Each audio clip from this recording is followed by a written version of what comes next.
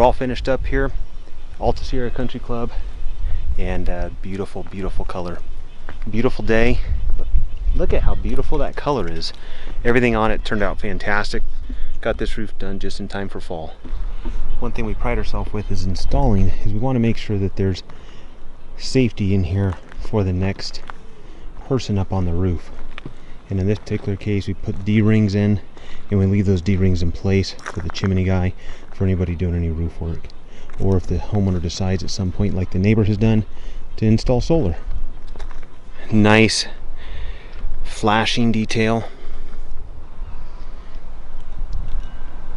Made a nice new flashing for this section right here.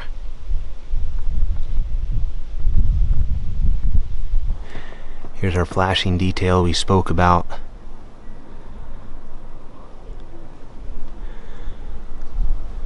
Here's an inline miter, and an inline miter goes in right whenever there's a valley. So you have a high concentration of water coming down, and it's going to go into the inline miter, so that way it can go into the rain gutter. Now, these valleys are not really large enough to cause an issue, but we like to put them in.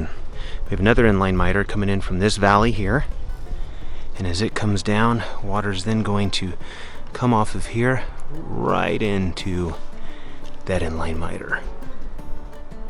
This is an inside corner, and our inside corners are similar to our inline miters. We understand you're going to get a high volume of water. We want to make sure we capture that water.